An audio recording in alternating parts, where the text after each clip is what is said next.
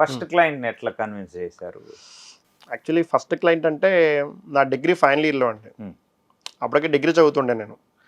నా degree final ఇయర్లో ఏం జరిగిందంటే, మీకు వేరే సర్వీస్ ఉంటుంది చూసి, వేరే అంటే ఈవెంట్ సర్వీస్లో కొన్ని మినీ సర్వీస్ ఉంటాయి కొన్ని. లైక్ ఇప్పుడు ఐస్ క్రీమ్స్ కానీ, జ్యూసెస్ కానివ్వండి, లైక్ వేరే కొన్ని సర్వీసెస్ ఉంటాయి మనకి. అవి మనం ప్రొవైడ్ చేసాం. ఒక వేరే క్లయింట్కి మనం ప్రొవైడ్ చేస్తే వాళ్ళ దగ్గర వీళ్ళు మన నెంబర్ తీసుకున్నారు. నెంబర్ తీసుకుని మనల్ని యాక్చువల్లీ దానికోసమే కాంటాక్ట్ చేశారు. మాకు ఇవి కావాలని చెప్పి కాంటాక్ట్ చేశారు వాళ్ళు.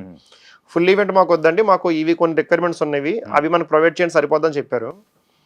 అప్పుడు మనం క్వశ్చన్ చేశాను, సార్ మీరు ఫుల్ ఈవెంట్ వరకు ఇచ్చారా అని చెప్పి. అంటే మనం విడివిడిగా చూసుకుంటున్నామండి మొత్తం అన్ని అని చెప్పాను అనమాట. విడివిడిగా అంటే ఇప్పుడు డెకార్ ఒకరికి, ఫుడ్ ఒకరికి, ఇలా విడివిడిగా చేసుకుంటాను వాళ్ళు చెప్పారు వాళ్ళు. వాళ్ళకి మనం ఏం చేస్తారు, ఒకసారి మాకు అవకాశం ఇచ్చి చూడండి, మేము మొత్తం అన్ని చేసి పెడతాము, టోటల్ మీకు డెకార్ కానీ ఫుడ్ కానీ, నేను ఇదే ఫీల్డ్లో ఉన్నా, నాకు మోర్ ఎక్స్పీరియన్స్ ఉందండి.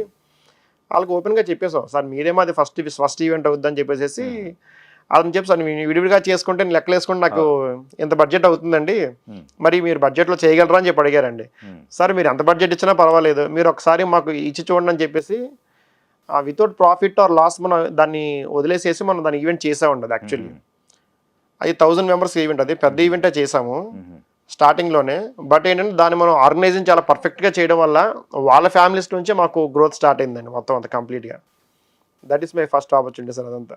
ఇంకా ఈ బడ్జెట్ విషయానికి వస్తే, ఈవెంట్ స్టార్ట్ చేయడానికి మనకి బడ్జెట్తో పెద్ద అవసరం లేదండి. అంటే టాలెంట్ ఉంటే ఆటోమేటిక్గా మనకి వర్క్ ఎలాగైనా సరే, మనకి వర్క్ వచ్చిందంటే ఆటోమేటిక్గా మనకి ఈవెంట్ ఎలా చేయాలి, వాట్ ఈస్ వాట్ ప్రాసెస్ మనకు తెలిసిపోతుంది. కాబట్టి బడ్జెట్ నాట్ నీడ్ అని చెప్పి అనుకుంటాను.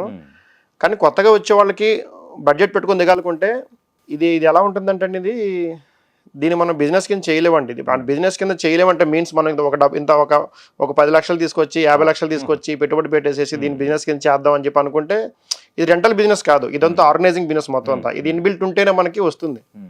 ఎందుకంటే ఒక క్లయింట్ మనం సజెస్ట్ చేసుకున్నప్పుడు, చూస్ చేసుకున్నప్పుడు, వాళ్ళు చాలా మందికి యాక్చువల్లీ వాళ్ళ పరుగుని తీసుకొచ్చి మన చేతిలో పెడుతున్నారు.